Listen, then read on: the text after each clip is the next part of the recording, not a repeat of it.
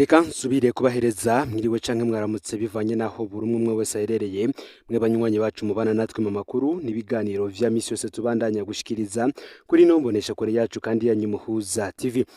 Uyu ni umwe tugiye kubagezako amakuru biriko biravugwa bigezweko nga mu gihugu c'u Burundi, akaba ari amakuru tuzagaruka kuri vyinshi bitandukanye cyane cyane ku biriko biravugwa mu gisata ca politike, ingingo ejije gufatwa n'ubushikiranganje bw'ubudandaji ndetse n'igisata c'imigenderanire n'ayandi makungu.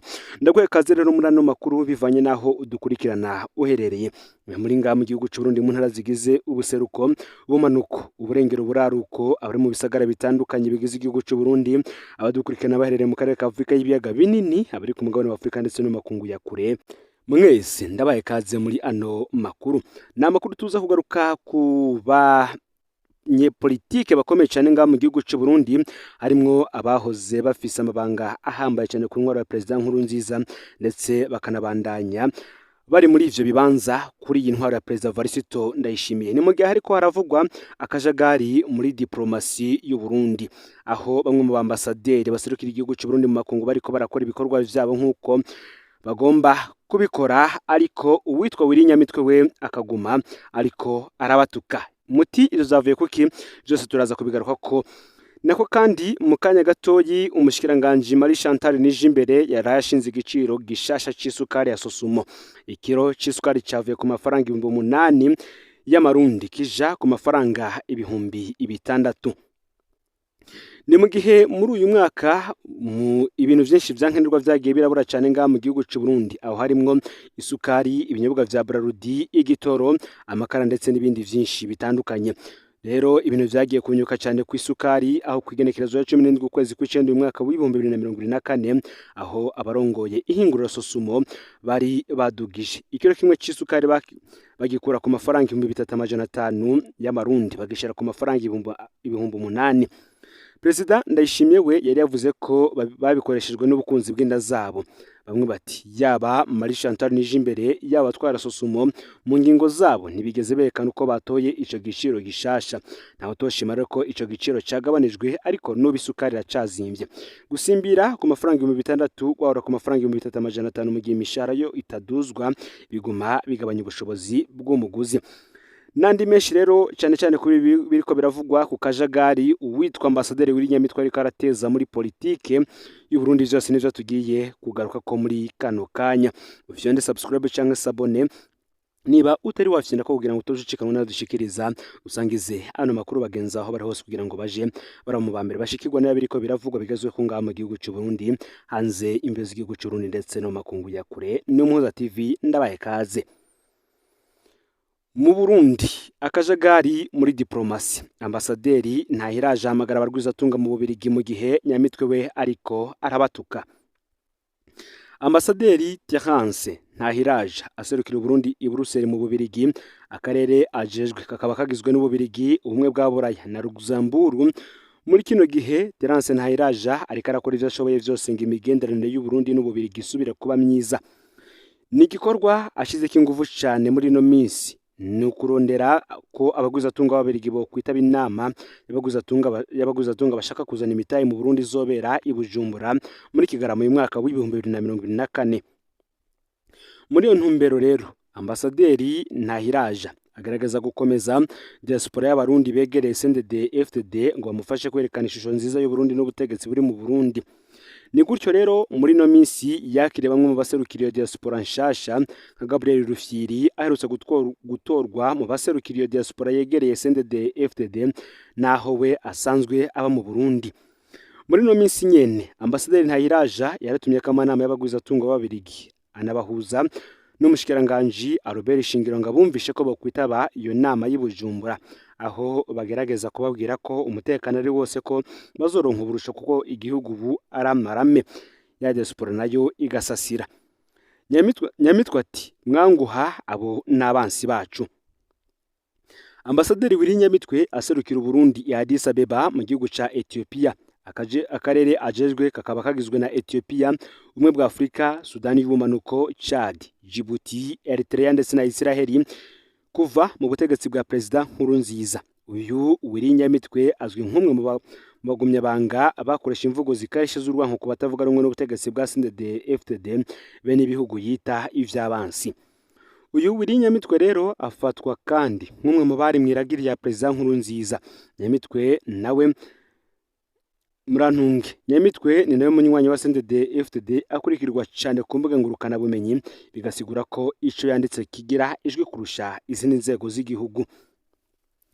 Mu gihe rero uyu ambasaderi Ntahiraja ariko arakovya ngaronka abarwizatunga b'Ababirigi, Willy Nyamitwe we yafasha ako kanya nyene asubira kwibutsa ibiganiro yakoze atuka Ububirigi ku ntwaro ya President Nkurunziza.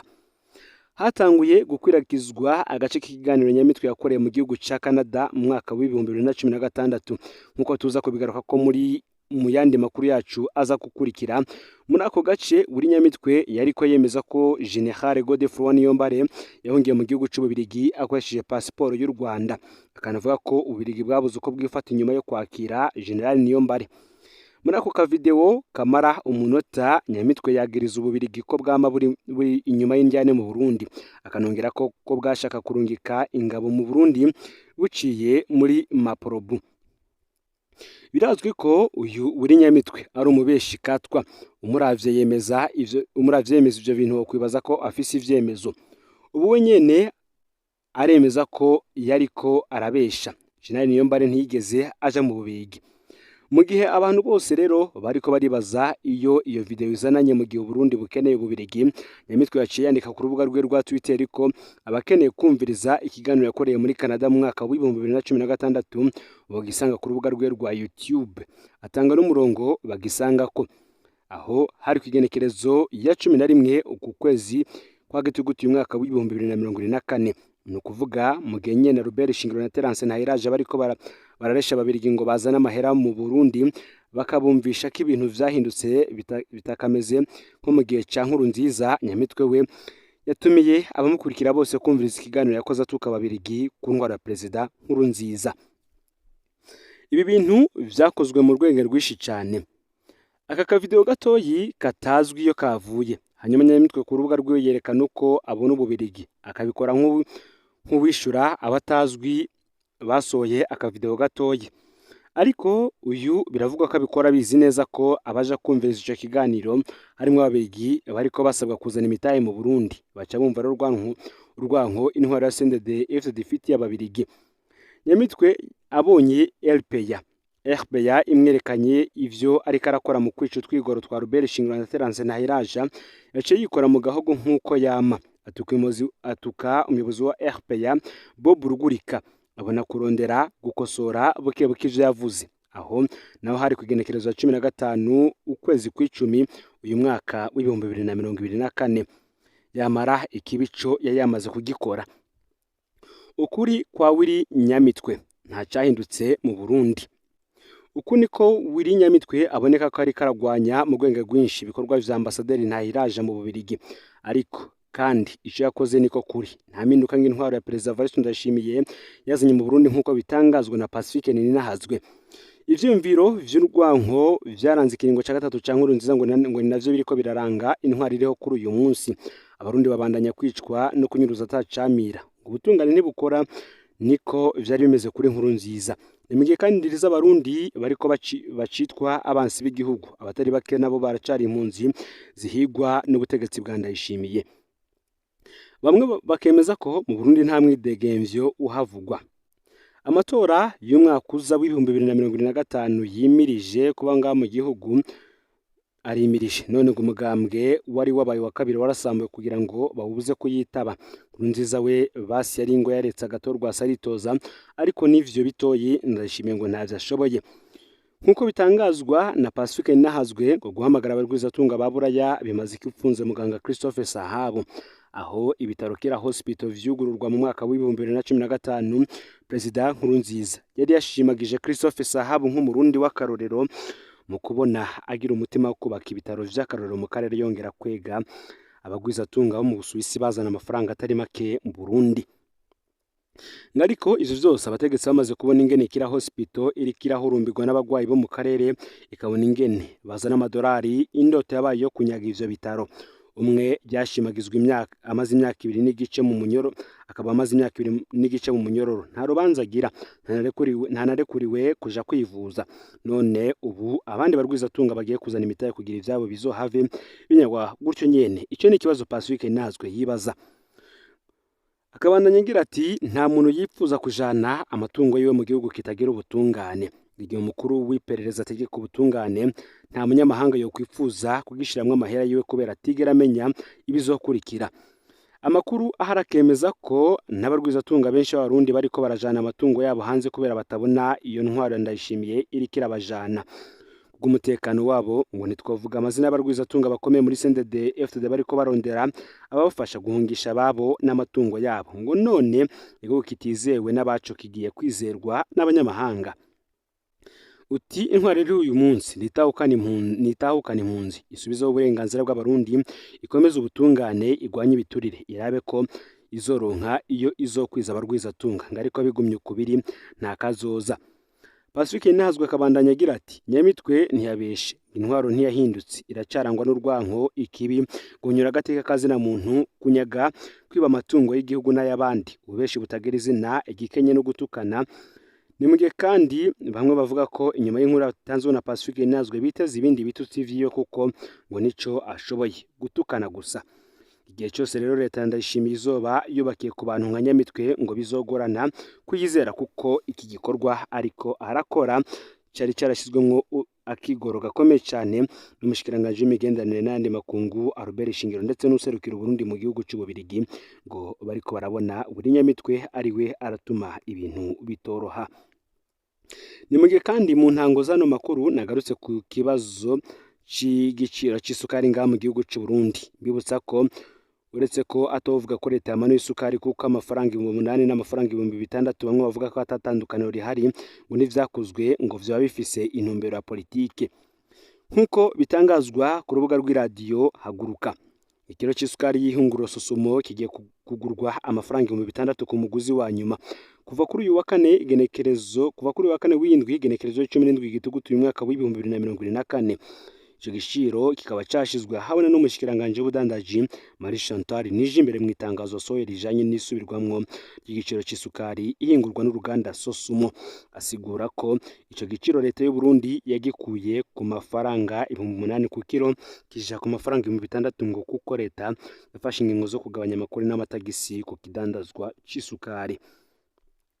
Uwo mushikiranganje kandi yasavye abajejwe intwaro n'abaguzi b'isukari ihingurwa na Sosumo kumenyesha no gutuza abikikamukiza mu rudandazwa rw'isukari ya Sosumo kuko isukari ya Sosumo igenewe gukoreshwa mu miryango. Tubibutse ko kugenekerezo ya 14 Nyakanga uyu mwaka wa 2024 Sosumo yari yashinze ko ikiro kigugwa amafaranga arenga 8,000 kivuye ku mafaranga 3,500. Mu nyuma rero nibwo mukuru w'igihugu Evariste Ndayishimiye yamenyeshe ko ico giciro ari kinini yisunze uburyo isukari iva hanze itwara. Nibwo yaciye asaba ubushikiranganje bujejwe ubudandaji gusuzuma neza kugira ngo ico kibazo gisubirwemo. Mu gihe rero leta ibicishije ku mushikiranganje mu vyo ajejwe harimo ubudandaji ashikiriza ko bigaragara ko muri rusange ibiciro vyo guhingura no kudandaza bitera biduga haba mu masoko yo mu Burundi canke mu masoko mpuzamakungu. Bamwe n'abandi bakavuga ko uretse akatavuga ko leta yamanuye isukari kuko amafaranga 8,000 n'6,000 atatandukaniro rihari, ngo n'ivyakozwe bifise intumbero ya politike.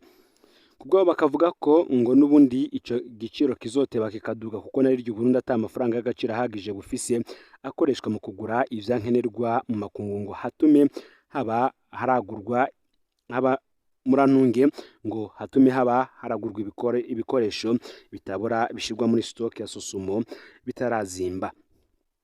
Benshi bati ico bikoze kumanura ico giciro ngo harimwe imvo za politike mu gihe himirije amatora, ngo nibisevye leta iriho, ngo nabwo rero ngo yasavye umukuru w'igihugu yasavye ko igiciro kimanuka acemera kugabanya amakori n'amatagisi, ngo naco gituma ivyo kumanura igiciro vyatevye. Kubwabo barundi ngo politike yo kumanura igiciro akanya gato ngo niyo kuryosha abanyagihugu, ngo hariho ibiriko birakorwa. Abarundi ngo botahura ko ari ngombwa kurondera indongozi zikoresha politike iramba. Iyi akaba ari inkuru yari yanditswe ku rubuga rw'iradiyo haguruka. Ngaho rero amakuru yaragezwe ko muri kano kanya cyane cyane ayavuga ku migenderanire n'andi makungu ndetse n'igisata cy'ubudandaji cyane cyane ibi vy'isukari. Ufite subscribe canke sabonero niba utari wafite ko kugira ngo tucikanwe nadushikiriza usangiza no makuru bagenzi aho bari hose kugira ngo nabo baje barabo mu bambere bashikirwa n'abiriko biravugwa bigezwe ko ngaha mu gihugu cy'u Burundi hanze imbere z'igihugu cy'u Burundi ndetse no makungu ya kure. Ni Umuhuza TV Imana bahezagire mu bikorwa byanyu vya misi yose muriko murakora.